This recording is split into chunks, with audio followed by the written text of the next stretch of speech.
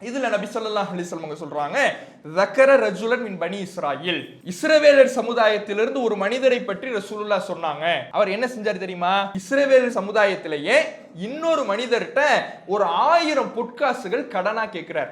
இவரும் இஸ்ரவேலர் சமுதாயம் தான், யார்கிட்ட இவர் கடன் கேட்கிறாரோ அவரும் இஸ்ரவேலர் சமுதாயம் தான். இந்த ரெண்டு ஒருவர் இன்னொருவர்கிட்ட 1000 பொற்காசுகள் கடன் கேட்கிறார். யார்கிட்ட இவர் கடன் கேட்கிறாரோ அவர் சொல்றாரு, எனக்கு ஒரு சாட்சியை நீ கொண்டு வா, கடன் கேட்கிற, உன்னை நம்பி நான் கொடுக்கணும்னா இந்த கடனுக்கு சாட்சி இருக்கணும், சாட்சி யாராவது கொண்டு வா. கேட்டவர் சொல்றாரு, எல்லாம் சாட்சி எனக்குன்னு யாரும் இல்ல, கஃபா பில்லாஹி ஷஹீதா, சாட்சியை ஏற்க அல்லாஹ்வே போதுமானவன், அல்லாஹ் தான் எனக்கு சாட்சி, நான் கேட்கக்கூடிய கடனுக்கு அல்லாஹ்வே சாட்சியாளன் அப்படிங்கிறார். சரி, பொறுப்பாளர் கொடுக்கல, இந்த கடனை உனக்கு பதில் நிறைவேற்ற வேண்டிய ஒரு பொறுப்பாளரையாவது நீ காட்டு அப்படிங்கிறாங்க. அப்பயும் அவர் சொல்றாரு, கஃபா பில்லாஹி கஃபீலா, பொறுப்பாளர்களால் அல்லாஹ்வை சிறந்தவன், எனக்கு வேற பொறுப்பாளர்லாம் கிடையாது, எனக்கு என்ன யாரும் பொறுப்பாளரை என்னால கூட்டிட்டு வந்து நிறுத்த முடியாது, பொறுப்பாளர்களில் சிறந்தவன் அல்லாஹ்வே, அவனே எனக்கு பொறுப்பாளர்களால் போதுமானவன் அப்படிங்கிறார். யோசிச்சு பாருங்க, இது மாதிரி ஒரு விஷயத்தை நம்மள்ட்ட சொன்னா, நம்மள்ட்ட ஒருத்தர் வந்து நம்ம ஒருத்தர் போய் கடன் கேட்கிறோம், கடன் கேட்கும் பொழுது சாட்சி அவர் கூப்பிட சொல்றார், அல்லது பொறுப்பு யாராவது உனக்கு வக்கீலாக அல்லது கஃபீலா பொறுப்பு ஏற்றுக்க யாராவது சொல்லுப்பான்னு கேட்டா, அல்லாஹ்வே பொறுப்பாளன், அல்லாஹ்வே சாட்சியாளன் நம்ம சொன்னீங்களேன், கடனை யார்கிட்ட கேட்டோமோ அவரு, ஆஹா பார்ட்டி கையை விரிக்க பாக்குது, இப்பயே நாம உஷாராய்க்கணும் அப்படின்னு தான் நம்ம அணுகுவோம். ஆனால் ஈமான் பாருங்க, எல்லாம் வல்ல ஏக இறைவனின் அன்பும் அருளும் நம் உயிரினு மேலான நபிகள் நாயகம் ஸல்லல்லாஹு அலைஹி வஸல்லம் அவர்கள் மீதும், அவர்களது வாழ்க்கை வழிகாட்டுதல்களை தங்களால் இயன்றளவு பின்பற்றி வாழ்ந்து மரணித்த நபித்தோழர்கள் மீதும் நபித்தோழியர்கள் மீதும், குறிப்பாக இங்கு அமர்ந்திருக்கும் நம் அனைவர் மீதும் என்றென்றும் நின்று நிலவட்டுமாக. கண்ணியத்திற்குரிய எல்லாம் வல்ல அல்லாஹுவின் நல்லடியார்களே, இந்த வாரம் இஸ்ரவேலர்கள் ஓர் வரலாற்று பார்வை என்ற தலைப்பின் கீழாக சில தகவல்களை நாம் அறியவிருக்கிறோம். அல்லாஹ்வின் அருளால் இந்த புனிதமிக்க ரமதான் மாதத்தை நாம் அடைந்து 2வது வாரத்தை நாம் அடைந்திருக்கிறோம். ரமதான் மாதத்தை பற்றி இறைவன் குறிப்பிடுகிற பொழுது இது பண்படுத்துவதற்கான மாதம் என்பதை இறைவன் நமக்கு தெரிவிக்கிறான். இறையச்சத்தை வளர்த்து கொள்வதற்காகத்தான் ரமதான் மாதம் நோன்பு கடமையாக்கப்பட்டிருக்கிறது. ஒரு மனிதனை பக்குவப்படுத்தி பண்படுத்தி மார்க்கத்தோடு அவனுடைய தொடர்பை மேம்படுத்தி இறைவனுக்கு நெருக்கமாக்குகிற ஒரு மாதமாக இந்த ரமதான் மாதம் இருக்கிறது. இப்படி இந்த ரமதான் மாதம் பண்படுத்துகின்ற மாதமாக இருக்கிற சூழலில் இந்த மாதத்தை நாம் அல்லாஹ் கடமையாக்கிய நோக்கத்தை நிறைவேற்றி கொள்ள வேண்டும் என்றால் எந்த விஷயங்களெல்லாம் நம்மை பண்படுத்துமோ, எந்த விஷயங்களெல்லாம் நம்முடைய மார்க்க தொடர்பை மேம்படுத்துமோ அதிலே அதிகமான ஆர்வம் நாம் காட்ட வேண்டும் என்பதற்காகத்தான் வரலாறு ரீதியான ஒரு தலைப்பு இங்கு எடுக்கப்பட்டிருக்கிறது. ஏனென்றால் வரலாறை பற்றி அல்லாஹ் திருமறை குர்ஆனிலே சொல்லுகிற பொழுது, மானு சப்பித்து பிஹி ஃபுஆதக, இந்த வரலாறுகளின் மூலமாகத்தான் உங்களுடைய உள்ளத்தை நாம் பலப்படுத்துகிறோம் என்று இறைவன் பேசுகிறான். திருமறை குர்ஆனிலே ஏராளமான வரலாறுகள் நமக்கு சொல்லி தரப்பட்டிருக்கிறது. பல நபிமார்களுடைய வரலாறு, பல சமுதாய மக்களின் வரலாறு, நல்லவர்களின் வரலாறு, கெட்டவர்களின் வரலாறு என்று ஏராளமான வரலாறுகள் திருமறை குர்ஆனிலே நமக்கு இறைவனால் எடுத்துரைக்கப்பட்டு இருக்கிறது. அந்த வரலாறுகள் சொல்லப்பட்டதற்கான காரணத்தை அல்லாஹ் சொல்லுகிற பொழுது, மானு சப்பித்து பிஹி ஃபுஆதக், இந்த வரலாறுகளில் தான் உங்களுடைய உள்ளத்தை பலப்படுத்துகின்ற ஒன்று இருக்கிறது. வரலாறின் மூலமாகத்தான் நம்முடைய உள்ளத்தை உறுதிப்படுத்தி கொள்ள முடியும். இறைவனை பற்றிய தவறான எண்ணம் கொள்ளாமல், சலனம் கொள்ளாமல், நிராசையடையாமல், இறைவனுடைய அருளில் சந்தேகம் கொள்ளாமல், எவ்வளவு சோதனைகள் வந்தாலும், எவ்வளவு கஷ்டங்கள் வந்தாலும், இன்னல்கள் வந்தாலும், துன்பங்கள் வந்தாலும், நம்முடைய மார்க்கத்திலேயும் இறைவனுடைய நம்பிக்கையிலேயும் நாம் உறுதியான நம்பிக்கை உள்ளவர்களாக, பலமான பிடிமானம் உள்ளவர்களாக இருக்க வேண்டும் என்றால் அந்த பிடிமானத்தை, அந்த பலத்தை, உறுதிப்பாட்டை வரலாறு தருகிறது என்று அல்லாஹ் குர்ஆனிலே சொல்லுகிறான். அதை தொடர்ந்து இறைவன் பேசுகிறான், இந்த வரலாறு தான் உங்களுக்கு சத்தியம் வருகிறது. நல்ல சத்தியம், உண்மை, இது எங்கிருந்து உங்களுக்கு கிடைக்கும்னா வரலாறில் கிடைக்கும். ஏனென்றால் திருமறை குர்ஆனிலே இறைவனுடைய தத்துவங்கள், இறைவனுடைய கொள்கை விளக்கங்கள், அறிவுரைகள் ஒருபுறம் இருக்கிறது. வரலாறுகளை பொறுத்தவரையிலே இறைவனுடைய அறிவுரைகளையும் இறைவனுடைய உபதேசங்களையும் கொள்கை விளக்கங்களையும் இதற்கு முன்பு ஏற்று நடந்த சமுதாயத்தினுடைய அந்த காட்சிகளை, வரலாற்றை இறைவன் நமக்கு கொண்டு வந்து சேர்க்கிறான். இதை படிக்கின்ற பொழுது இறைவன் சொன்ன எந்த அறிவுரையுமே நடைமுறைக்கு சாத்தியமற்றது கிடையாது. அது நடைமுறைக்கு சாத்தியமானதுதான். பல மனிதர்கள் இதை ஏற்று பின்பற்றி நடந்திருக்கிறார்கள். அப்படி அவர்கள் ஏற்று நடந்திருக்கிறார்கள் என்றால் நம்மாலும் இந்த இறைவனுடைய அறிவுரைகளை ஏற்று நடக்க முடியும் என்ற யதார்த்தத்தை இறைவன் புரிய வைப்பதற்காக. இது ஏதோ மனிதர்களுக்கு அப்பாற்பட்ட அறிவுரை கிடையாது, மனிதர்களை விட்டு விலகிய தூரமான ஒரு சித்தாந்தம் கிடையாது. இதற்கு முன்பு வாழ்ந்த பல மனிதர்கள் இதை ஏற்று நடந்திருக்கிறார்கள் என்பதை நமக்கு புரிய வைப்பதற்காக இந்த வரலாறின் மூலமாக அல்லாஹ் பாடம் எடுக்கிறான். அதனால்தான் சொல்றான், இதுல உங்களுக்கு சத்தியம் இருக்கிறது, உபதேசம் இருக்கிறது, இறை நம்பிக்கையாளர்களுக்கு நினைவூட்டல் இருக்கிறது.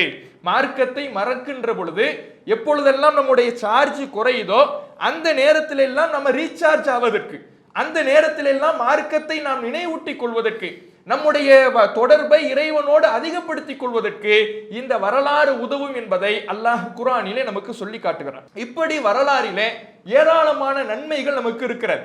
இதில் இஸ்ரவேலர்களுடைய வரலாறை நாம் ஒரு தலைப்பாக எடுத்திருப்பதற்கான காரணம் என்ன? ஏனென்றால் திருமறை குர்ஆனிலே இறைவன் பல்வேறு இடங்களிலே, இன்னும் சொல்ல போனால் இறைவன் குறிப்பிடுகின்ற வரலாறுகளில் பெரும்பான்மையான வரலாறு இஸ்ரவேல் சமுதாயத்தை பற்றிய வரலாறு தான். இந்த வரலாறை நாம் அறிந்து கொள்வதற்கான அவசியம் என்ன? இஸ்ரவேல் மக்களுடைய வரலாறை நாம் ஏன் தெரிந்து கொள்ள வேண்டும்? அது குறித்து மார்க்கம் அதனுடைய அவசியத்தை எப்படி உணர்த்துகிறது என்பதையும் நாம் முதலாவதாக தெரிந்து கொள்ள வேண்டும். ஏன்னா இஸ்ரவேலர் மக்களுடைய வரலாறை நாம உள்வாங்க வேண்டும் என்றால் அதனுடைய முக்கியத்துவத்தை உணர்ந்தால்தான் நாம் அதனுடைய இருந்து பாடம் கற்க, அதிலிருந்து படிப்பினை பெற உதவும். என்ன முக்கியத்துவம்? இவர்களுடைய வரலாறு தெரிஞ்சுக்கிட்டதுனால நமக்கு என்ன பிரயோஜனம் இருக்கு? அவங்க கடந்து போன ஒரு சமுதாயம், இறைவனால் தண்டிக்கப்பட்டிருக்கிறாங்க, இறைவனுடைய அருளிலிருந்து தூரமாக இருக்கிறாங்க, இவர்களுடைய வரலாறு அறிஞ்சுக்கிறதுனால நமக்கு என்ன பயன் என்று இருந்தோம் என்றால் வெறுமனே கதையாக ஒரு காதில் வாங்கி மறு காதில் விட்டு விட்டு போய் விடுவோம். ஆனால் இந்த மக்களுடைய வரலாறை ஒரு இறை நம்பிக்கை கொண்ட மக்கள், இஸ்லாமிய மக்கள் அறிந்து கொள்வதனால் என்ன பயன் இருக்கிறது, அதனுடைய அவசியத்தை மார்க்கம் எப்படி உணர்த்துகிறது என்பதை நாம் தெரிந்து கொள்ளுகிற பொழுது இதிலிருந்து கிடைக்கக்கூடிய பாடங்களின் மூலமாக நாம் படிப்பினை பெற உதவும். முதலாவதாக இந்த இஸ்ரவேலர் மக்கள் இவர்களுடைய வரலாறை தற்போதைய இந்த காலகட்டத்தில் நாம் தெரிந்து கொள்ள வேண்டிய அவசியம் என்னன்னா, இன்றைக்கு உலகத்திலே நடக்கக்கூடிய பிரச்சனைகள், உலக நாடுகளுக்கு மத்தியிலே இருக்கக்கூடிய சிக்கல்கள் யூதர்களை சுற்றியும் இஸ்ரேல் என்கின்ற நாட்டை சுற்றியும் தான் இருக்கிறது. ஒரு மைய புள்ளியாக உலகத்தை இயக்குகின்ற ஒரு மிக முக்கியமான அச்சாணியாக யூதர்கள் இருக்கிறார்கள். அவர்கள் தங்களுடைய நாடு என்று இஸ்ரேலை இன்றைக்கு அறிவித்திருக்கிறார்கள். இன்றைக்கு உலகத்தில் மக்களை இரண்டு தரப்பாக பிரித்தோம் என்றால், ஒரு தரப்பு இஸ்ரேலை எதிர்க்கின்ற, பலஸ்தீனை ஆதரிக்கின்ற மக்கள், இன்னொரு தரப்பு பலஸ்தீனை எதிர்க்கின்ற, இஸ்ரேலை ஆதரிக்கின்ற தரப்பு. இப்படி உலக மக்களை இரண்டு தரப்பாக நாம பிரித்து விடலாம். இன்றைக்கு அவ்வளவு அட்டூழியங்கள், பலஸ்தீன மக்களுக்கு எதிராக பல்வேறு விதமான காட்டு தர்பாரை யூதர்கள் இந்த இஸ்ரேல் என்கின்ற நாட்டை தங்களுக்குள்ளே அபகரித்துக் கொண்டு கட்டவிழ்த்துக் கொண்டு இருக்கிறார்கள். இவங்க யார்? ஏன் இந்த இஸ்ரேல்ங்கிற நாட்டில் இவ்வளவு தீவிரம் பிடித்து வெறி பிடித்தவர்கள் இருக்கிறார்கள்? முஸ்லிம்களின் மீது ஏன் இவ்வளவு பெரிய காற்று தர்பாரை கட்டவிழ்த்து விடுகிறார்கள் என்பதையெல்லாம் நாம தெரிந்து கொள்ள வேண்டும் என்றால், இவங்க எங்கிருந்து வந்தாங்க, இவங்களுடைய பயணம் என்ன, இவர்கள் ஏன் இந்த இஸ்ரேலுக்கு சொந்தம் கொண்டாடுகிறார்கள் என்பதையெல்லாம் நாம புரிந்து கொள்ள வேண்டிய அவசியம் தற்போதைய சூழலில் ஏற்பட்டிருக்கிறது. அதற்காகவும் இந்த இஸ்ரவேலர்களுடைய வரலாறை நாம் அறிந்து கொள்ள வேண்டும்.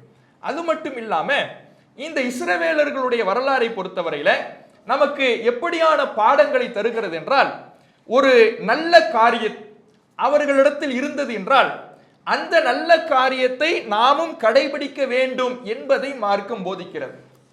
அவர்களிடத்தில் இருந்த தீங்குகள், அவர்கள் செய்த பாவங்கள், அவர்கள் செய்த குற்றங்களை நாம் செய்துவிடக் கூடாது என்பதை இந்த மார்க்கம் போதிக்கிறது. ஏன் இவர்களை மையப்படுத்தி இவர்களை மேற்கோள் காட்டி சொல்லுதுன்னா, நபிகள் நாயகம் ஸல்லல்லாஹு அலைஹி வஸல்லம் அவர்கள் இறை தூதராக நியமிக்கப்படுவதற்கு முன்பு இஸ்ரவேல் சமுதாயத்தில் தான் ஏராளமான தூதர்கள் வந்திருக்கிறாங்க. அதிகமான தூதர்கள் அனுப்பப்பட்ட ஒரு சமுதாயம் என்றால் அது இஸ்ரவேல் சமுதாயம் தான். அந்த இஸ்ரவேலர் சமுதாயம் அந்த தூதர்கள் சொன்ன கருத்துக்களை, அவர்கள் சொன்ன சட்டதிட்டங்களை, கொள்கைகளை சரியாக பின்பற்றாமல் தங்களுடைய மனோ இச்சைகளை எல்லாம் மார்க்கமாக்கி கொண்டு தங்கள் மனம் போன போக்கில் அவர்கள் செயல்பட்ட காரணத்தினால் இறைவனுடைய கோபத்திற்கு ஆளானார்கள். இஸ்லாம் என்கின்ற மார்க்கத்தை சிதைத்தார்கள். யூதம் கிறிஸ்தவம் என்ற புதிய வழிமுறையை உருவாக்கி கொண்டார்கள்.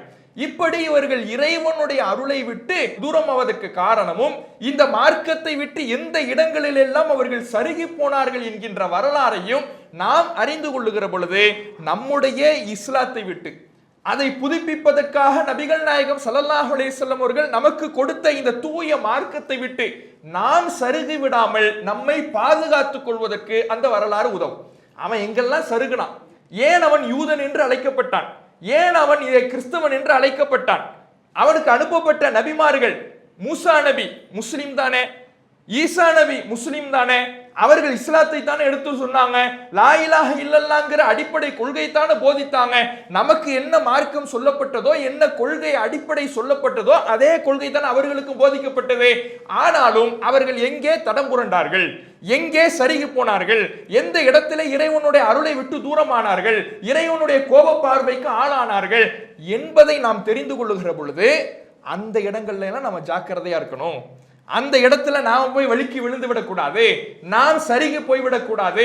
நாம் சருகி போனால் அவர்கள் எப்படி இறைவனுடைய அருளை விட்டு தூரமானார்களோ அதே நிலைமை நமக்கும் ஏற்படும் என்பதை நாம புரிந்து கொள்வதற்காகவும் பாடம் பெறுவதற்காகவும் இந்த வரலாறுகளை அறிந்து கொள்ள வேண்டிய அவசியம் இருக்கிறது. அல்லாஹ் இதை குர்ஆனிலே பல்வேறு இடங்கள்ல, இப்ப நம்ம சொன்ன எல்லா விஷயத்தையும் பல்வேறு இடங்கள்ல சொல்லி காட்டுகிறான்.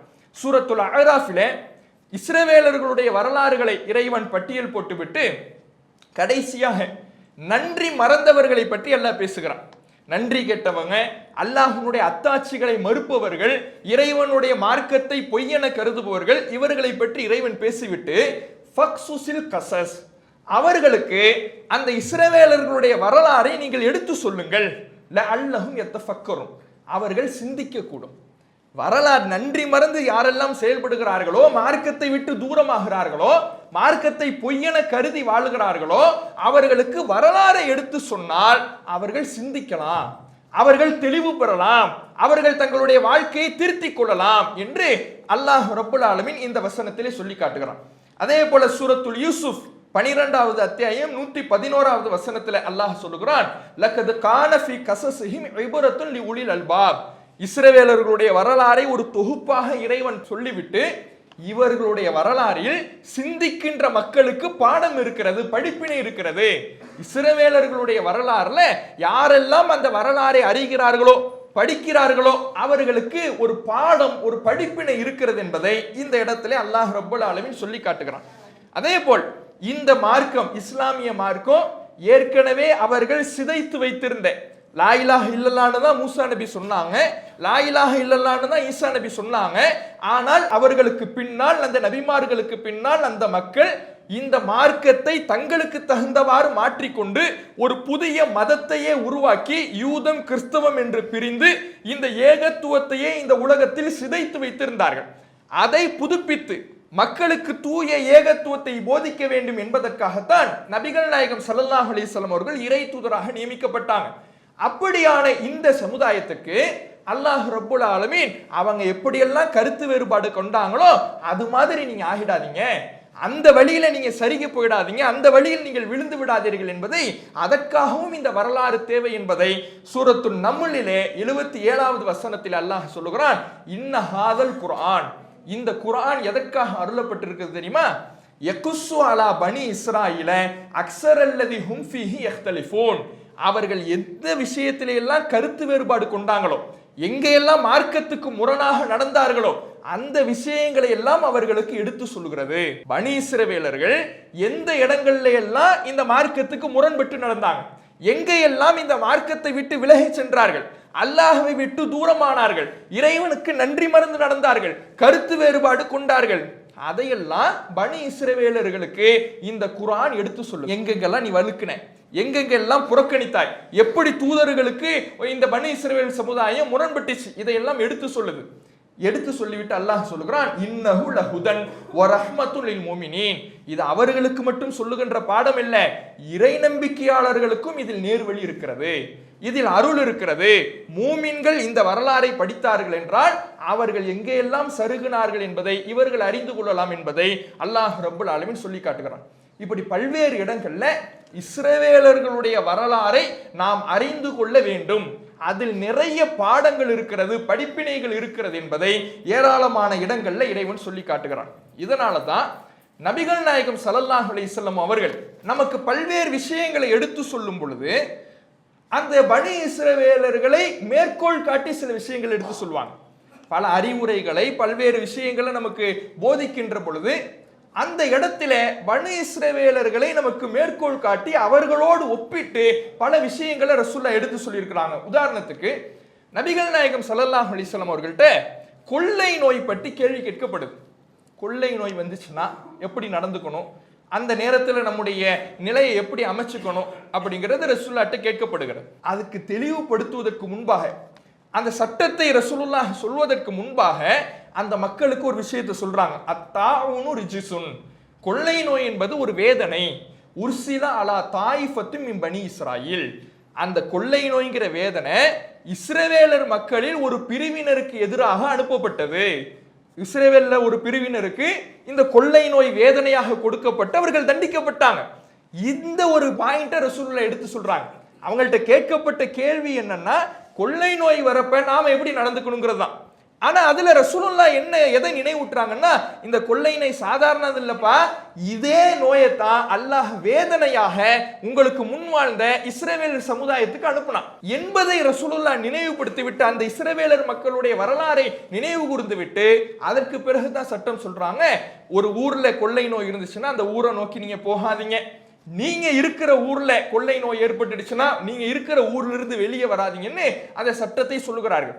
அப்ப அல்லாஹ்வுடைய தூதரவர்களுடைய வளமையிலேயே இந்த இஸ்ரவேலர்களுடைய வரலாறை நினைவு கூறக்கூடிய ஒப்பிடக்கூடிய ஒரு நிலை இருந்திருக்கிறது என்பதை நாம பார்க்கிறோம்.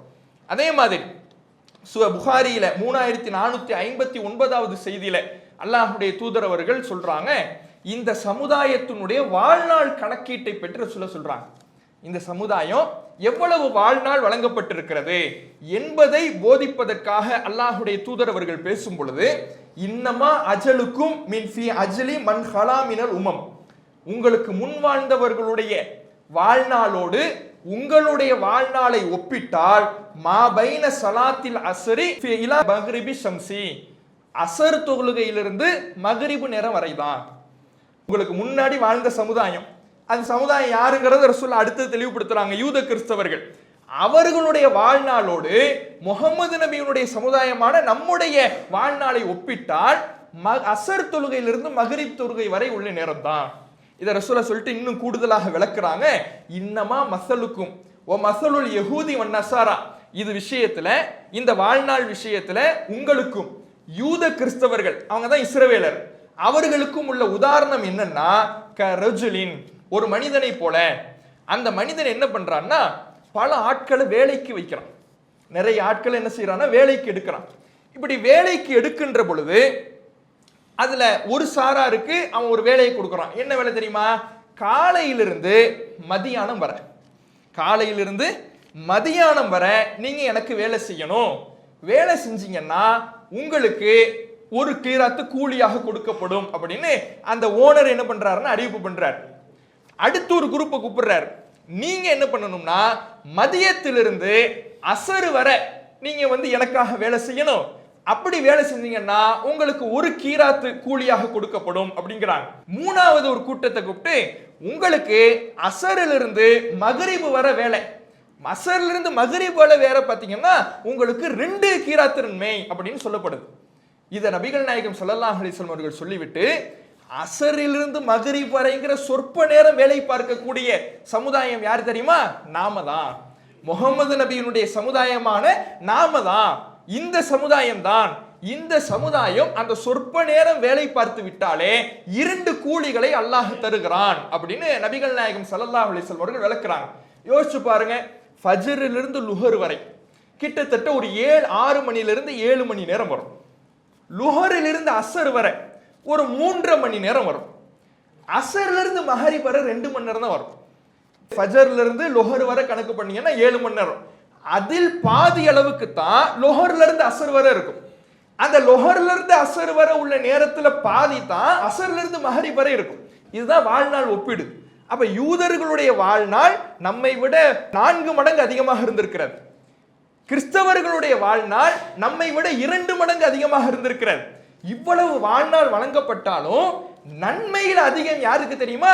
இந்த சமுதாயத்துக்கு தான். அவங்க அவ்வளவு நேரம் அவ்வளவு காலம் அவர்கள் இருந்து உழைத்தாலும் என்ன போராடினாலும் அவங்களுக்கு ஒரு நன்மை தான், கிறிஸ்தவர்களுக்கு ஒரு நன்மை தான்.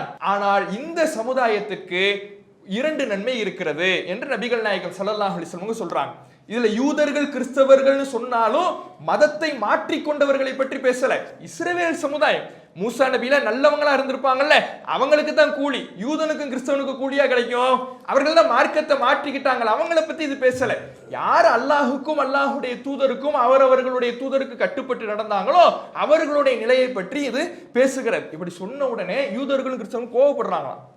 ஃபகலிபத்தில் யஹூது வன் நஸாரா, யூதர்களும் கிறிஸ்தவர்களும் கோவப்படுறாங்க. நாங்க ரொம்ப நேரம் இருந்திருக்கிறோம் இந்த உலகத்துல, ரொம்ப காலம் வாழ்ந்திருக்கிறோம், எங்களுக்கு ஒரு கூலி, கொஞ்ச காலம் வாழ்ந்துட்டு 2 கூலி அவங்க வாங்கிட்டு போறாங்களா அப்படின்னு அவங்க கோவப்படும் பொழுது அல்லாஹ் சொல்லுகிறான், உங்க கூலியில இருந்து எதையா நான் குறைச்சனா? நான் அநியாயம் செய்யல. நான் அநியாயம் செய்வதாக இருந்தா எப்போது அநியாயமாக ஆகும்? உங்க கூலியிலிருந்து எதையாவது குறைச்சேன்னா அநியாயமாகும்.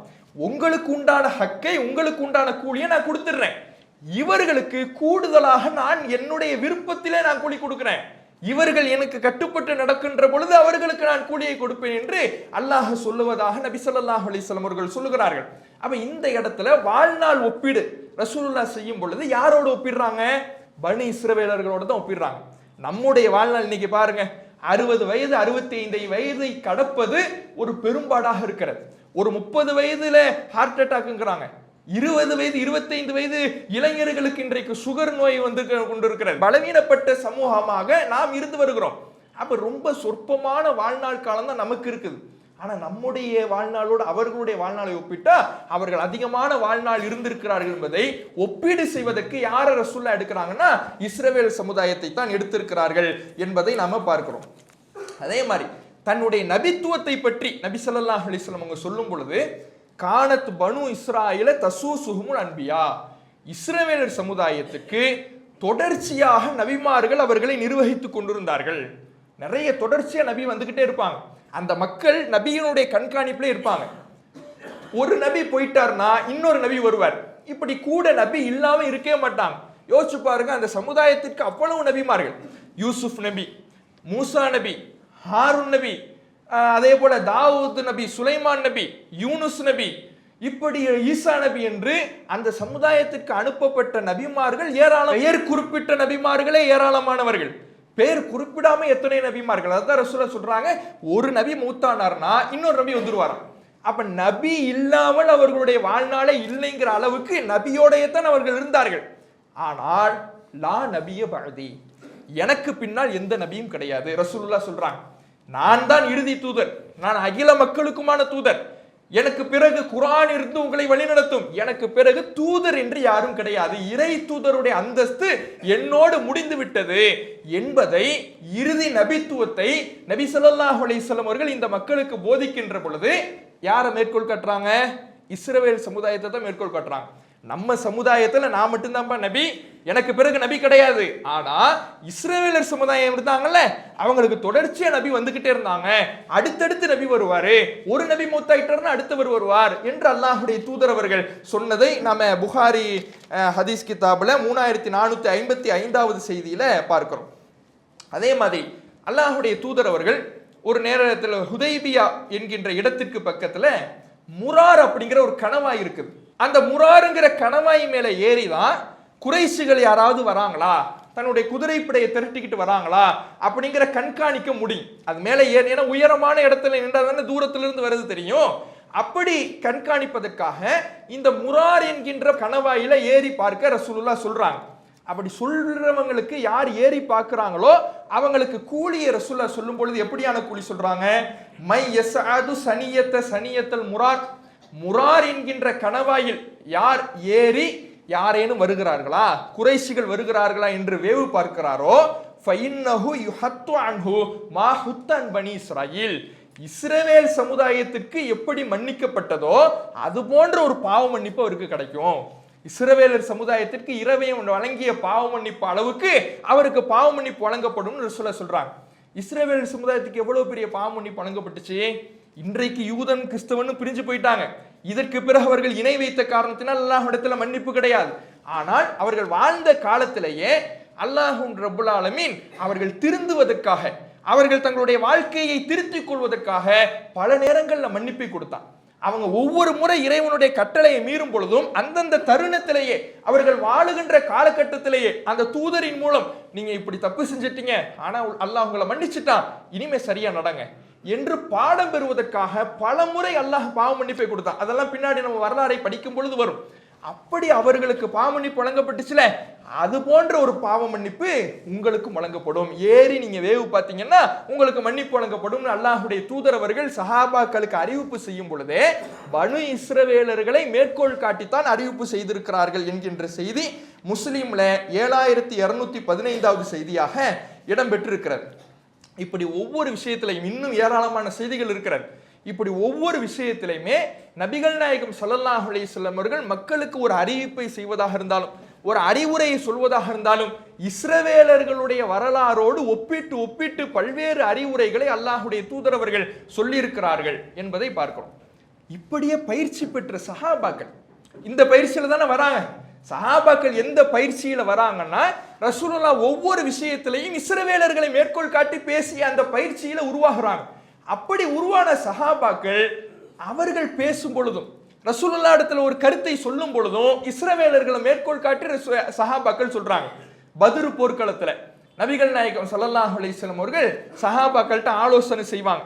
போருக்கு வருவதற்காக போரில் அவர் ஒவ்வொருவருடைய பங்களிப்பு எப்படி இருக்கும், முஹாஜிரின்களுடைய பங்களிப்பு எப்படி இருக்கும், அன்சாரிகளுடைய பங்களிப்பு எப்படி இருக்கும் என்பதை ஆலோசனை செய்வதற்காக அல்லாஹுடைய தூதர்கள் மஷூரா செய்கிறாங்க. அப்போது மிக்தாத் என்கின்ற நபித்தோழர் அவர் ரசூலுல்லாஹ், அல்லாஹுடைய தூதரே, இன்னா லா நகூலு லக கமா காலத் பனு இஸ்ராயீல லி மூசா, மூசா நபி இடத்துல பனு இஸ்ரவேலர் சொன்ன மாதிரி நாங்க சொல்ல மாட்டோம் அப்படிங்கிறாங்க. ரசூலுல்லாஹ் எப்படி பயிற்சி கொடுத்திருக்கிறாங்கன்னு பாருங்க.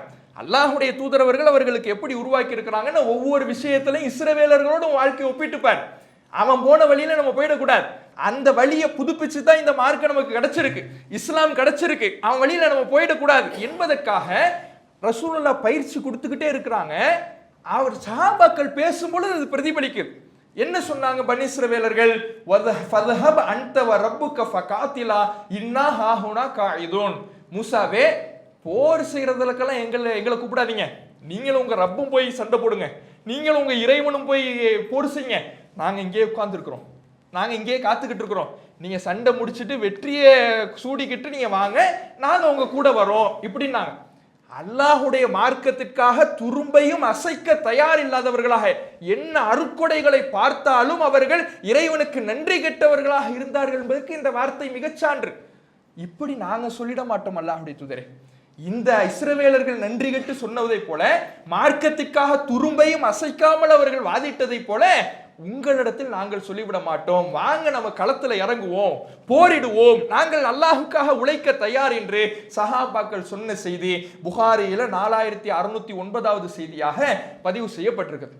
அப்ப நபிகள் நாயகம் ஸல்லல்லாஹு அலைஹி வஸல்லம் அவர்கள் ஒவ்வொரு விஷயத்திலையும் இஸ்ரவேலர்களை சஹாபாக்களுக்கு நினைவூட்டுறாங்க, இந்த மக்களுக்கு வழி நடத்துறாங்க.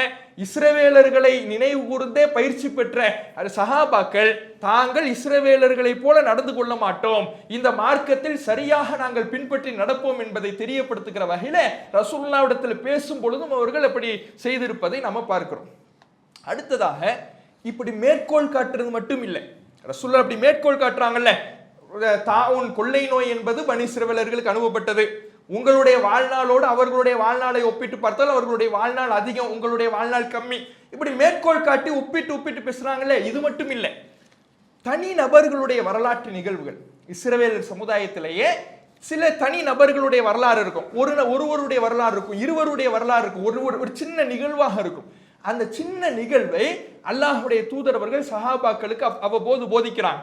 ஏன் போதிக்கிறாங்கன்னா, அவர்களிடத்தில் இருந்த நல்ல பண்பு இருக்கும்ல, எவ்வளவு மோசமானவனா இருந்தாலும் எல்லாமே மோசமானவனா இருக்க மாட்டான்ல, சில நல்லவர்கள் இருப்பாங்க, நல்ல மக்கள் இருப்பாங்க, அல்லாஹுடைய மார்க்கத்தில் நடைபோடக்கூடியவர்கள் இருப்பாங்க, இறைவனுக்கு கட்டுப்பட்டு நடந்தவங்க இருப்பாங்க, இறை தூதருக்கு கட்டுப்பட்டு நடந்தவங்க இருப்பாங்க.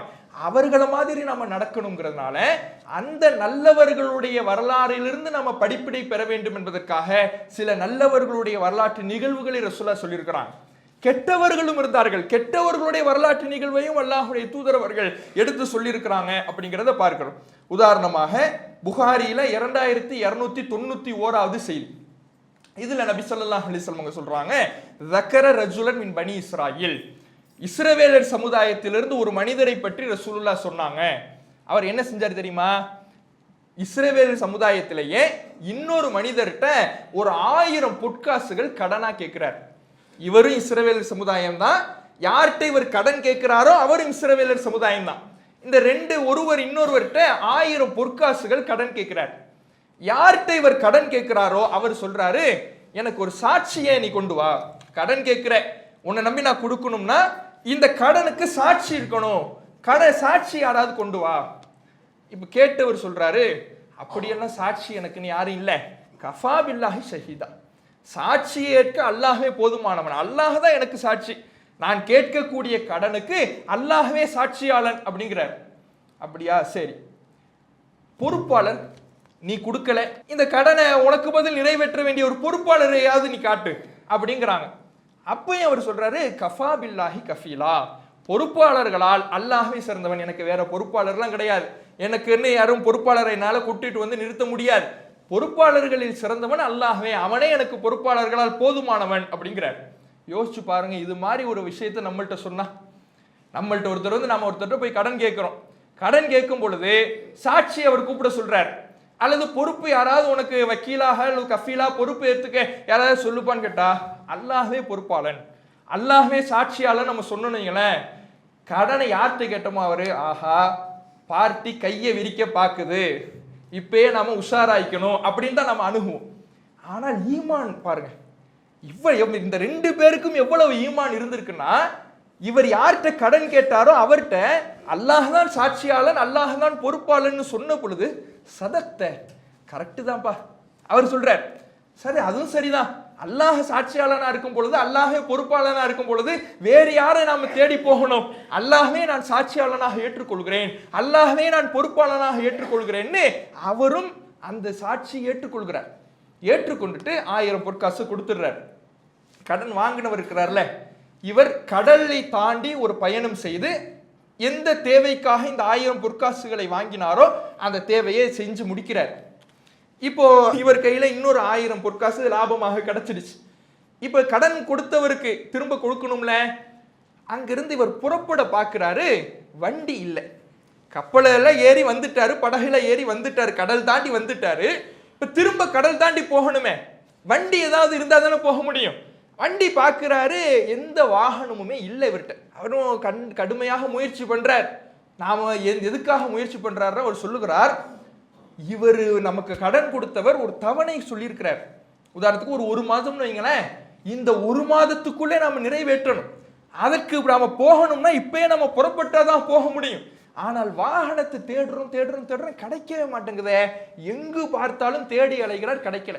இன்னைக்கு மாதிரி கிடையாதுல, இன்னைக்கு வாகனம்ங்கிறது நாம நம்முடைய சொந்த வாகனங்களும் இருக்கிறது, பொது போக்குவரத்தும் இருக்குது, நினைச்ச நேரத்துல ஒரு இடத்துல இருந்து ஏறி இன்னொரு ஊருக்கு போயிடலாம்.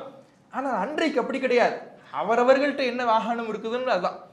இல்ல யார் கூடயாவது ஏறி பயணிக்கணும்னா அது பொது வாகனம்ங்கிறது இன்றைக்கு இருக்கின்ற வசதி வாய்ப்புகளோடலாம் இருக்காது.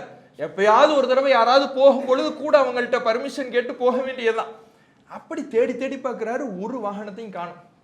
அப்ப அல்லாஹ்விடத்தில் அவர் ஒரு துவா செய்கிறார், அல்லாஹும்ம இறைவா, இன்னக்க தஅலமு அன்னி குன்து தஸல்லஃப்து ஃபுலானன் அல்ஃப தீனார், நான் ஒரு மனிதர்கிட்ட 1000 பொற்காசுகள் கடன் வாங்கினேன் என்பது உனக்கு தெரியும். அப்படி கடன் கொடுத்தவர் என்னிடத்தில் ஒரு பொறுப்பாளரை கேட்டார். நான் அப்போது அவரிடத்திலே சொன்னேன், அல்லாஹ்வை தவிர எனக்கு பொறுப்பாளன் இல்லை, அல்லாஹ் தான் பொறுப்பாளர்களில் போதுமானவன் என்று சொன்னேன். உன்னை பொறுப்பாளனாக அவர் ஏற்றுக்கொண்டார். அல்லாஹ் நீ தான் பொறுப்பாளன்னு சொன்னேன். உடனே அவர் தட்டி கழிக்கல, ஏமாத்துறன்னு என்ன பார்க்கல, உன்னை பொறுப்பாளனாக அவரும் பொருந்தி கொண்டார். சாட்சியாளரை கேட்டார். இந்த கடன் நான் 1000 காசு இப்படி கொடுத்துருக்கிறேன் அப்படிங்கிறதுக்கு ஒரு சாட்சியாளரையாவது வச்சுக்குவோம்பா அப்படின்றார் அவரு. எனக்கு அப்ப சாட்சியாளர் யாரும் இல்லை, உன்னை நான் சாட்சியாளனாக ஆக்கினேன். அதையும் அவர் ஏற்றுக்கொண்டார். அவர் மறுக்கல. என்ன ஏமாத்த பாக்குறியா, அல்லாஹ் கை காட்டி விட்டுட்டு நீ கையை விரிக்கலான்னு பாக்குறியா என்று அவர் வசைபாடலை. நான் ஏமாற்றுவேன் என்று நினைக்கவில்லை. உன்னை பொறுப்பாளனாகவும் சாட்சியாளனாகவும் அவர் ஏற்றுக்கொண்டார். எனவே இப்போது நான் அவரிடத்திலே கடனை திருப்பி கொடுக்க செல்வதற்கு வாகனத்தை தேடுகிறேன் தேடுகிறேன் தேடுகிறேன், கிடைக்கவே இல்லை. என்னால் இயன்ற முயற்சிகளை செய்து விட்டேன், கிடைக்கல. இறைவா நீந்தான் பொறுப்பாளன், நீந்தான் சாட்சியாளன். என்னுடைய இந்த பொருளாதாரத்தை நான் அவருக்காக கொடுக்குவதற்காக வைத்திருந்த இந்த 1000 பொற்காசுகளை அவரிடத்தில் கொண்டு போய் சேர்த்து விடு என்று துவா செஞ்சுட்டு பக்கத்தில் ஒரு மரக்கட்டை கிடக்குது, அதை எடுக்கிறார். எடுத்து அதில் ஒரு துளை இடுகிறார். இந்த 1000 பொற்காசுகள் அதில் வச்சுட்டு ஒரு கடிதம் எழுதுறார். நான் தான் இதை வச்சிருக்கிறேன், உங்கள்கிட்ட கொடுத்து அனுப்பியிருக்கிறேன்னு சொல்லி ஒரு கடிதம் எழுதி அதையும் அதில் வைத்து அந்த மரக்கட்டையை மூடிக்கிடுகிறார். மூடிட்டு அல்லாஹ்கிட்ட துவா செஞ்சு கடல்ல போடுறார். இவர் கடலில் போட்டு அது அந்த ஊரை அடைகின்ற நேரத்தில் இவருக்கு கடன் கொடுத்தார்ல, அவன் கடல் சார்ந்த ஒரு தொழில் செய்யக்கூடியவர் தான். எப்போதும் வீட்டுக்கு போறவர் அன்னைக்குன்னு இருக்கிறார். ஏதாவது வாகனம் வரும், நமக்கு ஏதாவது ஒரு லாபம் கிடைக்கும் அப்படின்னு சொல்லி அன்னைக்குன்னு பார்த்து வெயிட் பண்றார். வெயிட் பண்ணி பார்க்கும் பொழுது கரெக்டா இந்த மரக்கட்டை வருது. 1000 பொற்காசுகளை சுமந்து இருக்கின்ற இந்த மரக்கட்டை வருது. வெறும் மரக்கட்டை தானே, சரி எடுத்துட்டு போனா வீட்டில் அடுப்பெரிக்கிறதுக்கு விறகுக்காவது யூஸ் ஆகும், விறகாவது அது பயன்படுத்தலாமே. எப்படி அல்லாஹ் கொண்டு வந்து சேர்க்கிறான்னு பாருங்க. இறைவனின் மீது வைத்த நம்பிக்கை, இறைவனின் மீது அவர் வைத்த தவக்குழு எப்படி அல்லாஹ் கொண்டு வந்து சேர்க்கிறான், இவருடைய மனதிலே அதற்கான ஆயத்தத்தை பயிர்த்துக்கிறான்னு பாருங்க. சும்மா மரக்கட்டனா என்ன பண்ணுவோம், அசால்ட்டா போயிடுவோம்ல. அவருடைய உள்ளத்தில் அதை எடுப்பதற்கு அல்லாஹ் ஒரு தேவையை போடுறான்.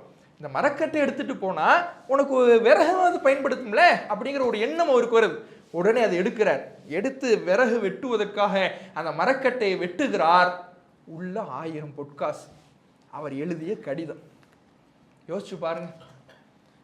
இன்றைக்கு கடன் கொடுத்தா கடன் கேட்கும் பொழுது அவர் கொடுக்கறத விட கேட்கும் பொழுது என்கிட்ட 1000 கேள்வியா கேட்கிறேன், சாட்சி பொறுப்பாளர் அது இதுன்னு என்கிட்ட கையெழுத்து வாங்கணும் அப்படின்னு நான் கேட்கிறேன், என்கிட்ட இருந்து எப்படி திருப்பி வாங்கிறேன்னு பார்க்கலாம், நீ வாங்கும்போது உன்னை எப்படி அலைய விடுறேன் பாரு இப்படின்னு இருக்கும். ஆனால் இந்த தவணை அவர் கொடுத்த டைம் அது முடிகிறதுக்குள்ள நான் அவருக்கு திருப்பி கொடுக்கணும். அல்லாஹ்வை நான் சாட்சியாக்கி இருக்கிறேன், அல்லாஹ்வை பொறுப்பாளனாக்கி இருக்கிறேன், அல்லாஹ் பொறுப்பாளன் சாட்சி என்பதை அவரும் ஏற்றுக்கொண்டிருக்கிறார். நம்பிக்கை இருந்தால் தான் இது முடியும், ஈமான் இருந்தால் தான் இது முடியும். நான் சொல்லிடலாம் அல்லாஹ் தான் எனக்கு சாட்சி, அல்லாஹ் தான் பொறுப்பாளன்னு. கடன் கொடுக்கிறவர் ஏத்துக்கணும்னு என்னங்க அவசியம்? அவரிடத்துல இருந்த ஈமான பாருங்களேன். கரெக்டு தான், அல்லாஹ் சாட்சியாளனா இருக்கும் பொழுது இதுக்கப்புறம் வேற யாரு? அல்லாஹ் பொறுப்பாளனா இருக்கும் பொழுது எனக்கு என்ன கவலை, உனக்கு நான் கொடுக்கிறேன்னு 1000 பொற்காசுகளை தூக்கி கொடுக்கிறார்னா எந்த அளவுக்கு இருவருடைய உள்ளத்திலையும் ஈமான் ஆழ பதிந்திருக்கும்னு பாருங்க. இப்போ வந்து சேர்ந்துடுச்சு 1000 பொற்காசு எடுத்துக்க வச்சுக்கிட்டார். கொஞ்ச காலம் கழிச்சு இந்த கடன் ஏற்கனவே வாங்கினார்ல அவர் திரும்ப வராரு. இவர்கிட்ட திரும்ப வந்து என்னை யாருன்னு தெரியுதா, நான் தான் உங்கள்கிட்ட 1000 பொற்காசுகளை வாங்கினேன்ல, நான் உங்கள்கிட்ட வரணும் வாகனம் வரும் நான் காத்துக்கிட்டு இருந்தேன், இப்பதான் எனக்கு வாகனமே கிடைச்சிச்சு, நான் உங்கள்கிட்ட இந்த 1000 பொற்காசுகளை கொண்டு வந்திருக்கேன்னு சொல்லி இன்னொரு 1000 பொற்காசுகள் வேற கொண்டு வரார். வந்து சேர்ந்துருக்குமா சேர்ந்துருக்காத, நமக்கு கடன் கொடுத்தவர் ஏமாந்துருக்கூடாதுல, அவரிடத்துல வந்து சேர்ந்துருக்குமா சேர்ந்துருக்கையான்னு தெரியல. அல்லாஹ் பொறுப்பாக்கி இறைவன் மீது நம்பிக்கை வச்சு நம்ம அனுப்பணும். அவர் அதை எடுத்தாரா இல்லையா அந்த தகவல் அவருக்கு தெரியாது. அல்லாஹ் கொண்டு வந்து சேர்த்திருப்பான், அந்த நம்பிக்கை அவருக்கு இருந்தது. ஆனால் இவர் எடுத்திருக்கணுமே, எடுக்காம யார்ட்டையாவது போயிருந்துச்சுன்னா நாம கடனை நிறைவேற்றாத நிலையில் இருக்க வேண்டிய சூழல் வருமே. அதனால இன்னொரு 1000 பொற்காசுகளை எடுத்துக்கொண்டு இவரை வந்து சந்திக்கிறாரு. சந்திக்கும் பொழுது அவர் சொல்றாரு, நீங்க தானே ஏற்கனவே அனுப்புனது, ஒரு கடிதம் வச்சு அனுப்புனீங்கல்ல, அல்லாஹ் என்னிடத்தில் கொண்டு வந்து சேர்த்து விட்டான், இது எனக்கு வேண்டாம். தன்னுடைய கடன் விஷயத்துல எவ்வளவு பயந்து இருக்கிறாருங்கிறதையும் இப்ப கவனிங்க. 1000 கட்காசு அல்லாஹை சாட்சியாக்கி முதல்ல கொண்டு போய் சேர்க்கிறாரு, அல்லாஹை சாட்சியாக்கி அனுப்பிடுறாரு. அது மட்டும் எனக்கு போதாது, நான் உறுதிப்படுத்தணும் அவருக்கு அது போய் கிடைச்சிடுச்சா, அதை அவர் பெற்றுக்கிட்டாரா, அதை எடுத்துக்கிட்டாரா தெரியாத, நாம கடனாளியா மகுத்தாயிடக்கூடாதே, திரும்ப எடுத்துட்டு போறார். இவரும் பாருங்க சரியான ஏமாளியா இருப்பான் போல இருக்க ஆளு. 1000 பொற்காசு அனுப்பி விட்டுட்டான், திரும்ப இன்னொரு 1000 பொற்காசு கொடுத்துடுறானேன்னு சொல்லி இன்னும் இவர் வாங்கிக்கல. நீங்க கொடுத்ததும் வந்துடுச்சு, இது எனக்கு தேவையில்லை, இதை எடுத்துட்டு போயிடுங்கிறார். அப்ப முழுக்க முழுக்க முழுக்க இறை எச்சத்தை சார்ந்து ஈமானை சார்ந்த 2 மனிதர்களுடைய நிலவை அல்லாஹுடைய தூதர் அவர்கள் இஸ்ரவேலர் சமுதாயத்தில் தான் இப்படி நடந்திருக்கு. இஸ்ரவேலர் சமுதாயத்தில் இருந்த 2 மனிதர்களின் வாழ்வில் நடந்த நிகழ்வு, அவர்களுடைய ஈமானின் காரணத்தினால் அல்லாஹ் கொடுத்த பரிசு. அவர்களுடைய ஈமான் அவ்வளவு ஆழமா இருந்துச்சு, அல்லாஹ் கண்டிப்பாக கொண்டு போய் சேர்ப்பான்னு நம்பிக்கை வச்சார். அந்த ஈமானுக்கு அல்லாஹ் கொடுத்த பரிசு தான் அவர் கடல்ல தூக்கி போட்டாலும் அதை கொண்டு போய் சேர்த்தது. மூசா நபியை சேர்த்தாங்கல்ல அல்லாஹ், மூசா நபியினுடைய தாயாரு புள்ளைய கூடையில வச்சு கடலில் போடும் பொழுது அந்த புள்ளையை கொண்டு போய் சேர்த்தான்ல, அது போன்று அல்லாஹுடைய மீது அவர் நம்பிக்கை வைத்தது, இவர் கொடுத்த அந்த 1000 பொற்காசுகளை அல்லாஹ் கொண்டு போய் கடலிலேயே போய் சேர்க்கிறார். அப்ப இந்த நிகழ்வை நபி ஸல்லல்லாஹு அலைஹி வஸல்லம் அவர்கள் மேற்கோள் காட்டுறாங்க. அதே மாதிரி புகாரியில 3451வது செய்தி, இதுவும் ஒரு கடன் சார்ந்த செய்தி தான். ஒரு மனிதர், இதுக்கு முன்னாடி வந்த இஸ்ரவேலர் சமுதாயத்தில் வாழ்ந்த ஒரு மனிதருக்கு மவுத்து வந்துருச்சு. அந்த மவுத்து நேரத்தில் ஒரு இடத்துல கேட்கப்படுகிறது வானவர்களால், நீ ஏதாவது நன்மை செஞ்சிருக்கியா? இல்லை. யோசிச்சு பாரு, வேற ஏதாவது நன்மை செஞ்சிருக்கியா? இல்லை. ஆனா நான் ஒன்னே ஒன்று செஞ்சிருக்கிறேன், என்ன தெரியுமா? நான் மக்களிடத்துல உலகத்துல கொடுக்கல் வாங்கல் செய்பவனா இருந்தேன், கடன் இது போன்ற கொடுக்கல் வாங்கல் செய்யக்கூடியவனா இருந்தேன். இப்படி கொடுக்கல் வாங்கலில் ஈடுபடும் பொழுது, கடன் கொடுக்கும் பொழுது வசதி உள்ளவராக இருந்தால் அவர் அந்த கடனை திருப்பி கொடுக்கின்ற வரை நான் அவருக்கு அவகாசம் கொடுப்பேன், கட்டாயப்படுத்த மாட்டேன், நெருக்கடி கொடுக்க மாட்டேன். அவரே ஏதோ கஷ்டத்துல வாங்கியிருக்கிறார், கஷ்டத்தில் வாங்குவவர் திரும்பி செலுத்துகின்ற வரை நான் அவருக்கு அவகாசம் கொடுப்பேன். ஏழையாக இருந்தார் என்றால் அவருக்கு நான் அந்த கடனை தள்ளுபடி செய்து விடுவேன், அவர்கிட்ட திரும்ப நான் வாங்கிதான் ஆகணுங்கிற ஒரு கட்டாயத்தை நெருக்கடியை கொடுக்க மாட்டேன் என்று இப்படி ஒரு மனிதர் சொன்னார். இஸ்ரவேலர் சமுதாயத்தை சார்ந்த மனிதர், அவர் சொர்க்கத்திற்கு சென்றார் என்று நபிகள் நாயகம் ஸல்லல்லாஹு அலைஹி வஸல்லம் அவர்கள் இஸ்ரவேலர்களுடைய வரலாறை இங்கே மேற்கோள் காட்டுறாங்க. அதே மாதிரி அல்லாஹுடைய தூதர் அவர்கள் நம்ம எல்லோரும் அறிந்த செய்தி தான், ஒரு இஸ்ரவேலர் சமுதாயத்தை சார்ந்த விபச்சாரம் செய்யக்கூடிய ஒரு பெண், ஒரு விபச்சாரி, தவறான வழியிலே பொருளை ஈட்டக்கூடிய ஒரு பெண். அந்த பெண் ஒரு கிணற்றுக்கு அருகிலே இருக்கும் பொழுது ஒரு நாயும் தாகத்தால் செத்து விடும் போல் இருக்கிறது. எக்துலுகுல் அதுஷ், தாகம் அந்த நாயை கொன்று விடும் போல இருக்குது, தாகத்தாலே செத்துடும் போல இருக்கு. அந்த அளவுக்கு தாகத்தால கஷ்டப்பட்டுக்கிட்டு ஒரு நாய் என்ன பண்ணுதுன்னா கிணற்றை சுற்றி சுற்றி வருகிறது. அப்ப அந்த நாயின் மேல இறக்கப்பட்டு அந்த பெண் என்ன பண்றான்னா தன்னுடைய காலுறையில அந்த கிணற்றிலிருந்து தண்ணீரை எடுத்து அதை அந்த நாய்க்கு புகட்டுகிறாள். இதன் காரணமாக அந்த பெண்ணுக்கு இதன் காரணமாக அந்த பெண்ணுக்கு பாவங்கள் மன்னிக்கப்பட்டு விட்டது என்று நபிகள் நாயகம் ஸல்லல்லாஹு அலைஹி வஸல்லம் சொல்றாங்க. ஒரு தவறான வழியில பொருளீட்டக்கூடிய பெண்ணாக இருந்தாலும் அந்த பெண் செய்த ஒரு காரியம் இறைவனுடைய திருப்தியை பெற்று விட்டது. இறைவன் எப்போது எந்த காரியத்துக்கு கூலி வழங்குவான்னு சொல்ல முடியாது. நாம அற்பமா நினைப்போம், நாம சாதாரணமா நினைப்போம், இதெல்லாம் ஒரு இதா அப்படின்னு நினைப்போம். ஆனால் அதிலே அல்லாஹ் சொர்க்கத்தை தருவான், அதிலே அல்லாஹ் வெற்றியை தருவான். நாம எந்த ஒரு நற்காரியத்தையும் அற்பமாக கருதவே கூடாது. இறைவனுடைய திருப்தியை எந்த காரியம் பெற்று தரும் என்று சொல்லவே முடியாது. அதனாலதான் ரசூலுல்லாஹ் சொன்னாங்க, ஒரு சகோதரனை பார்த்து புன்முறுவல் பூப்பதை கூட நீ அலட்சியமா கருதாத, குறைவாக கருதாத. எந்த காரியத்தில் இறைவனுடைய திருப்தியை நாம் பெற்றுவிட முடியும்னு சொல்லவே முடியாது. அப்படியான ஒரு பாடத்தை இந்த செய்தியின் மூலமாக நபிகள் நாயகம் ஸல்லல்லாஹு அலைஹி வஸல்லம் அவர்கள் நமக்கு தருகிறார்கள் என்பதை பார்க்கிறோம். அதே மாதிரி இன்னொரு ஒரு நிகழ்வு, அதுவும் நம்ம எல்லோரும் அதிகமாக கேள்விப்பட்ட ஒரு செய்தி தான். ஒரு தொழுநோய் உள்ளவர், அதே போல வழுக்கை தலை, ஒரு குருடர், இந்த 3 பேரை பற்றியும் நபி ஸல்லல்லாஹு அலைஹி வஸல்லம் சொல்றாங்க. இன்ன ஸலாசத்தன் ஃபி பனி இஸ்ராயில், பனி இஸ்ரவேலர்கள் 3 பேர் இருந்தாங்க. ஒருவர் தொழுநோய் உள்ளவராக இருந்தார், இன்னொருவர் அவர் வழுக்கை தலையாக இருந்தார், இன்னொருவர் குருடராக இருந்தார், கண் பார்வை தெரியாதவராக இருந்தார். இந்த 3 பேரிடத்திலையும் வானவர்கள் வராங்க. வானவர்கள் ஒவ்வொரு இடத்திலையும் உனக்கு என்ன ஆசை அப்படிங்கிறாங்க. இப்ப தொழுநோய் உள்ளவர் எனக்கு நல்ல தோல் வேணும், ஆரோக்கியமான நல்ல நிறமுள்ள தோல் வேணும் அப்படிங்கிறார். சரி, உனக்கு செல்வமாக எதை விரும்புற? எனக்கு ஒட்டகம் இருந்தா நல்லா இருக்கும் அப்படிங்கிறார். அதை அவருக்கு கொடுக்கிறார். ஒரு நல்ல கருத்தரித்த ஒரு ஒட்டகத்தை அவருக்கு கொடுத்து அவருடைய உடம்பை தடவுகிறார். அவருடைய நிறம் மாறுகிறது, தோல் மாற்றப்படுகிறது, ஆரோக்கியமான தோல் வந்து தொழுநோய் குணமாகி விடுகிறது. அதே போல வழுக்கை தலை உள்ள ஒரு இடத்தில் போறாங்க. போய் அவரிடத்துல கேட்கிறாங்க, எனக்கு நல்ல முடி வேணும், மக்கள்லாம் என்ன வந்து கிண்டல் பண்றாங்க, எனக்கு நல்ல முடி இருந்தா நல்லா இருக்கும் அப்படிங்கிறார். சரி, உனக்கு என்ன செல்வம் வேணும்? மாடு இருந்தா நல்லா இருக்கும். நல்ல கருத்தரித்த ஒரு மாடை கொடுத்துட்டு போறாங்க. இன்னொரு கண் தெரியாதவர் அவரிடத்துல கேட்கிறாங்க, கண்ணு தான் எனக்கு வேணும், அல்லாஹ் எனக்கு கண்களை தரல, கண்களை தந்தால் இறைவன் எனக்கு செய்த மிகப்பெரிய ஒரு பேர் அருட்கொடையாக இருக்கும், அல்லாஹ் எனக்கு கண்களை தரணும் அப்படிங்கிறார். சரி, உனக்கு என்ன செல்வம் வேணும்?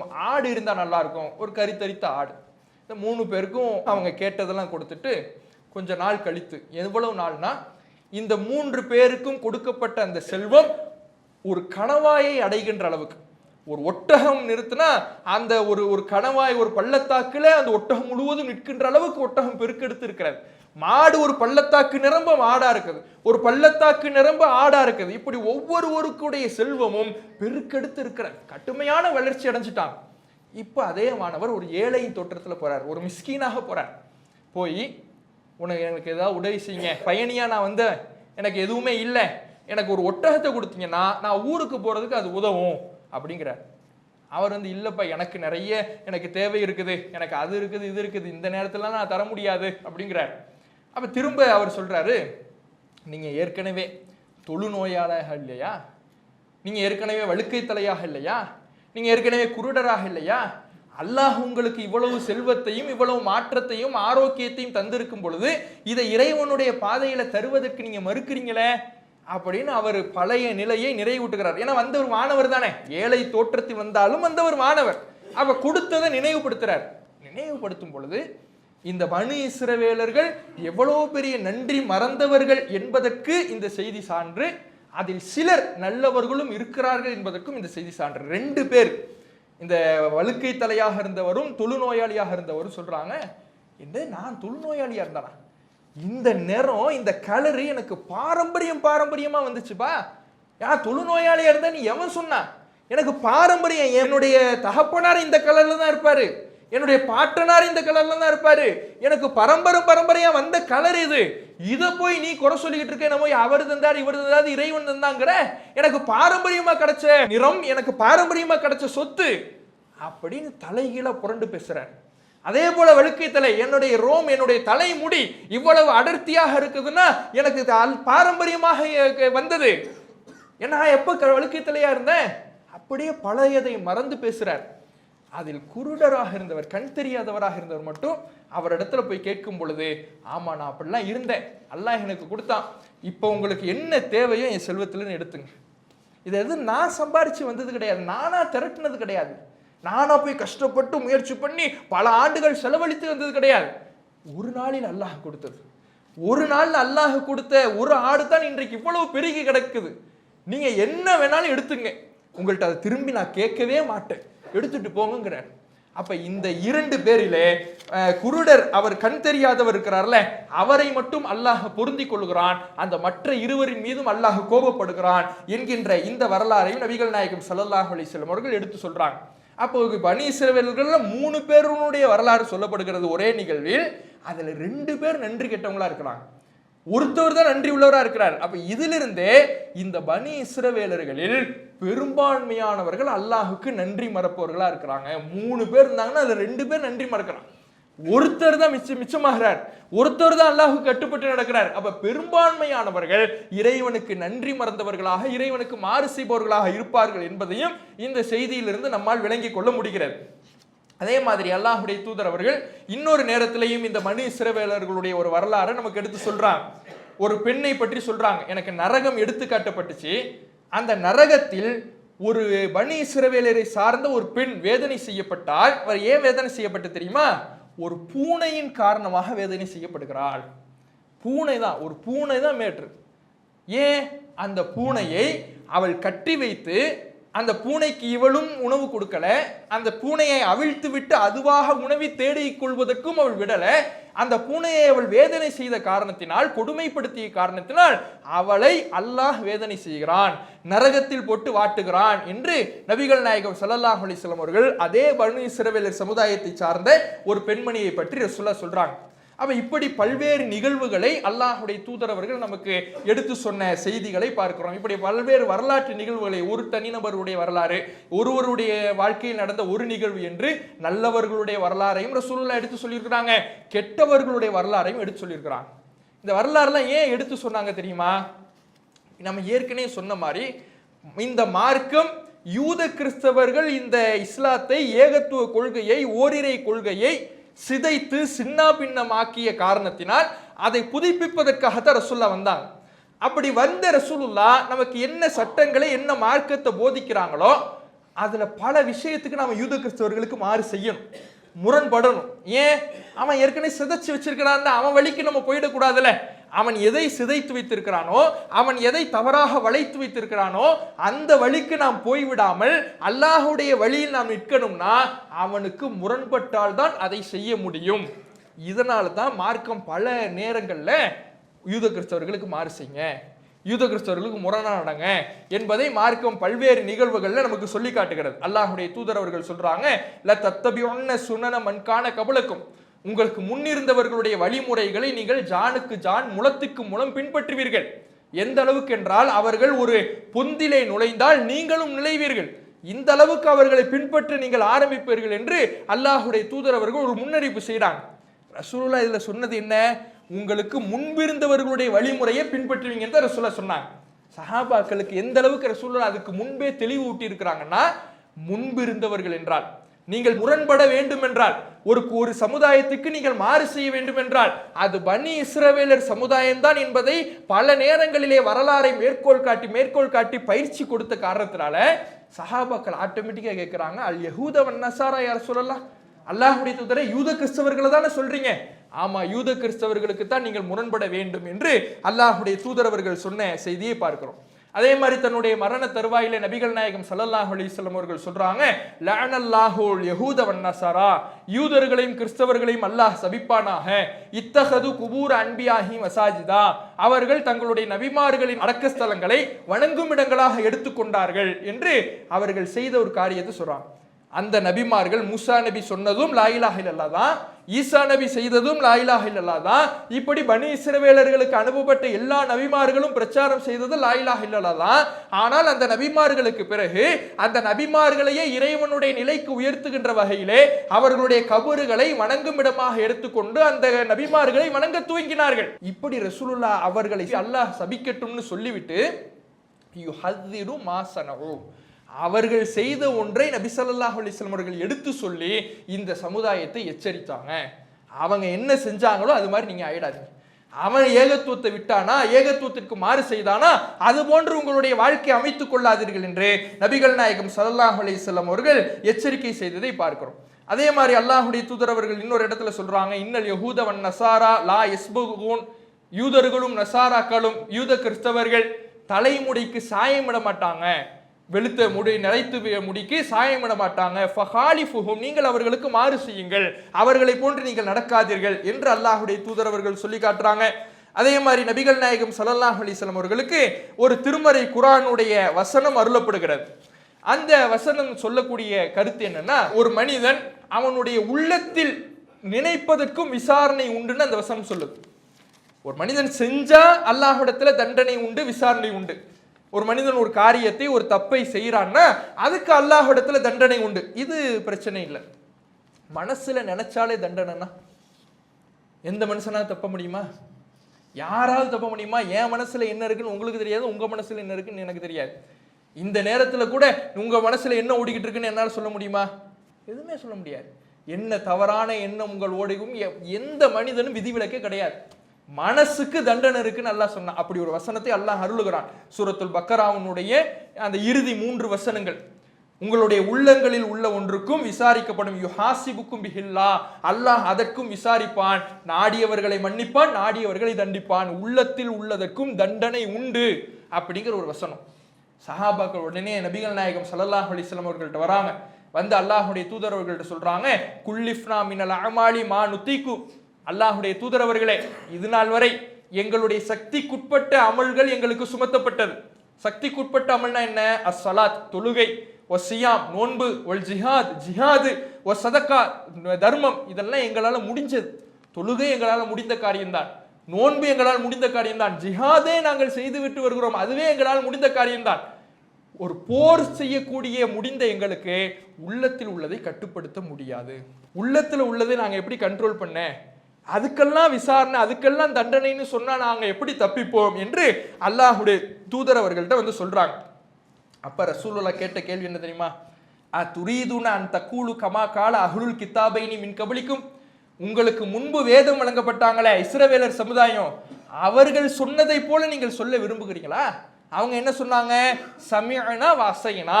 அல்லாஹ்விடத்திலிருந்து ஒரு கட்டளை வந்தால், ஒரு வழிகாட்டல் வந்தால் அதை கேட்டுடுவாங்க. கேட்டுட்டு வஅஸைனா, அதுக்கு மாறு செஞ்சோன்னு மாறு செஞ்சிடுவாங்க.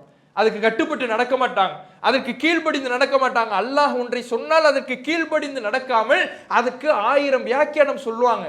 அது மாதிரி நீங்க வரீங்களா?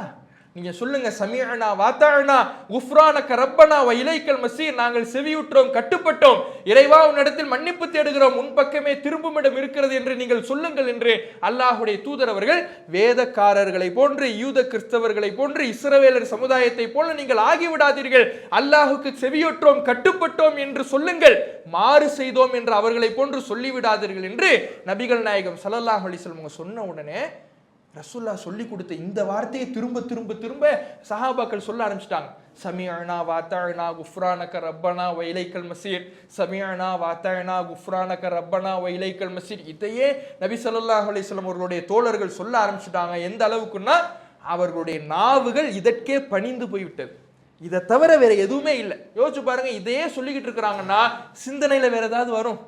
உள்ளத்துல உள்ளதுக்கு தான் அல்லாஹ் விசாரணைன்னு சொல்லிட்டான். உள்ளத்தில் வேற எந்த நினைப்பும் வரக்கூடாதுன்னா இதையே அவர்கள் திக்ர் செய்ய ஆரம்பிச்சுட்டாங்க. அப்ப அல்லாஹ் ரப்புல் ஆலமீன் இவ்வளவு கட்டுப்பட்ட இந்த சமூகத்தை பார்த்து, உள்ளத்தில் உள்ளதற்கும் விசாரணை உண்டு, தண்டனை உண்டு என்று அசாத்தியமான ஒரு காரியத்திற்கும் கட்டுப்பட்ட இந்த சமூகத்திற்கு அல்லாஹ் ரப்புல் ஆலமீன் ஒரு விடிவை தருகிறான். லா யுகல்லிஃபுல்லாஹு நஃப்ஸன் இல்லா வுஸஹா. அல்லாஹ் எந்த ஒரு ஆத்மாவையும் அதனுடைய சக்திக்கு மீறி சோதிக்க மாட்டான் என்ற வசனத்தை அல்லாஹ் அருளி இந்த நிலையை அல்லாஹ் மாற்றுறான். இனிமே உள்ளத்துக்கு விசாரணை கிடையாது, நீங்க அதுக்கு கூட கட்டுப்பட்டுறீங்க, அதுக்கு கூட நீங்க பணிஞ்சிடுறீங்க, இனிமே விசாரணை கிடையாது. அப்ப இந்த சமூகத்தினுடைய சிறப்பு எதுல இருக்கு? அந்த சமூகத்துக்கும் இந்த சமூகத்துக்குமான வேறுபாடு எதுல இருக்குது? மாறு செய்வது அவர்களுடைய இயல்பு, கட்டுப்படுவது நம்முடைய இயல்பு. கட்டுப்பட வேண்டும், கட்டுப்பட்டால் தான் அல்லாஹ்வுடைய அருள், கட்டுப்பட்டால் தான் இறைவனுடைய அருள் என்பதற்கு இந்த செய்தி நமக்கு ஒரு மிகப்பெரிய சான்றாக இருக்கிறது. அப்ப அவங்கள மாதிரி ஆயிடக்கூடாதுங்கிறத அல்லாஹ்வுடைய தூதர் அவர்கள் அவங்கள மாதிரி நீங்க ஆயிடாதீங்கிறத இந்த செய்திகளையும் நமக்கு சொல்லி காட்டுறாங்க. அதே போல ஒட்டுமுடி வைக்கக்கூடிய கலாச்சாரம் ரசூலுல்லாஹ்வுடைய காலத்தில் இருந்துச்சு. இந்த ஒட்டுமுடியை வைக்கக்கூடிய அந்த கலாச்சாரம் இருக்கும் பொழுது அதை அல்லாஹ்வுடைய தூதர் அவர்கள் எடுத்து காண்பித்து, இன்னமா ஹலக்கத் பனு இஸ்ராயில், பனு இஸ்ரவேலர்கள் அணிந்த காரணம் எல்லாம் ஹீன இத்தஹதஹா நிசாஹும், அவர்கள் இருந்த பெண்கள் இந்த சௌரி முடியை, இந்த ஒட்டுமுடியை அவர்கள் வைத்த காரணத்தினால் தான் அப்படிங்கிறாங்க. அப்ப ஒட்டுமுடி வைக்கின்ற கலாச்சாரம் பனு இஸ்ரவேலர்கள் இருந்துச்சு, அதனாலும் அவர்கள் இறைவனுடைய கோபத்திற்கு ஆளானாங்க. அது மாதிரி நீங்க ஆயிடாதீங்க, அதுல நீங்க அவங்களுக்கு மாறு செய்யுங்க என்று இப்படி பல தகவல்களை அல்லாஹ்வுடைய தூதரவர்கள் நமக்கு சொல்றாங்க. அப்ப பல்வேறு விஷயங்கள்ல, பல்வேறு சட்டதிட்டங்கள்ல மார்க்கத்தினுடைய அடிப்படைகளை அவர்கள் மாற்றி கொண்டு விட்டார்கள், சிதைத்து விட்டார்கள். அவர்களுக்கு ஒப்பாக நாம் நடந்து விடக்கூடாது, அவர்களுடைய வழியில் பயணித்து விடக்கூடாது, அவர்களை போன்று நாம் நன்றி மறந்து விடக்கூடாது, அவர்களை போன்று அல்லாஹ்வுடைய அருளில் நிராசை அடைந்து விடக்கூடாது, அவர்களை போன்று அல்லாஹுக்கு கட்டுப்படாமல் இருந்து விடக்கூடாது என்றால் அவர்களுடைய வரலாறை நாம் தெரிந்து கொள்ள வேண்டும். அவர்களுடைய வரலாறு தெரிந்தால்தான் அவங்க என்னெல்லாம் செஞ்சாங்க, இது மாதிரி நாம செய்யக்கூடாதுங்கிறது நமக்கு புரியும். இதனால் தான் நபிகள் நாயகம் ஸல்லல்லாஹு அலைஹி வஸல்லம் அவர்கள் இவர்களுடைய வரலாறுகளை பல்வேறு நிகழ்வுகளை நாம இப்ப சொன்ன செய்தி குறைவு, ரசூலுல்லாஹ் எடுத்து காட்டினாங்க நம்ம சொன்னோம்ல இந்த செய்தி குறைவு. இதைவிட பன்மடங்கு செய்திகள்ல இஸ்ரவேலர்களுடைய நிகழ்வுகளை அல்லாஹ்வுடைய தூதரவர்கள் எடுத்து சொல்லியிருக்கிறாங்க. ஏன்னா அந்த அளவுக்கு முக்கியம் இந்த சமுதாயத்துக்கு. இந்த சமுதாயம் இஸ்ரவேலர்களுடைய வரலாறை அறிகின்ற பொழுதுதான் தன்னை திருத்திக் கொள்ள முடியும், தன்னுடைய வாழ்க்கையில பாடம் பெற முடியும். அவன் இறைவனுடைய கோபத்திற்கு ஆளானதை போல நாம் ஆகிவிடாமல் நம்முடைய ஈமானை பாதுகாத்துக் கொள்ள முடியும். அதற்காகத்தான் இந்த நோன்பிலே இந்த வரலாறை அறிவதின் மூலமாக, இஸ்ரவேலர்களுடைய வரலாறை தெரிந்து கொள்வதன் மூலமாக, அவர்களுடைய வாழ்க்கையை போன்று என்னுடைய வாழ்க்கை மாறிவிடக் கூடாது என்பதற்காக, நம்மை பண்படுத்துவதற்காக இந்த வரலாறு எடுக்கப்பட்டிருக்கிறது. இன்ஷா அல்லாஹ் நாளைய தினம், இன்றைக்கு இஸ்ரேல்னு ஒரு நாடு வச்சிருக்கிறாங்கல்ல, இந்த இஸ்ரேல்ங்கிற நாடுக்கு ஏன் இஸ்ரேல்னு பேர் சுட்டி இருக்கிறாங்க, பனி இஸ்ரவேலர்களுடைய வரலாறு எங்க ஆரம்பிக்குது, எங்க முடியுது, அவர்களுடைய பயணம் என்ன என்பதையெல்லாம் குர்ஆன் ஹதீஸின் ஆதாரத்தின் அடிப்படையிலையும் சில உலக வரலாறுகளுடைய மேற்கோள்களின் அடிப்படையிலையும் இன்ஷா அல்லாஹ் வரக்கூடிய நாட்களிலே அறிந்து கொள்வோம். அஸ்ஸலாமு அலைக்கும் வரஹ்மத்துல்லாஹி வபரகாத்துஹு. அல்லாஹு அக்பர், அல்லாஹு அக்பர்.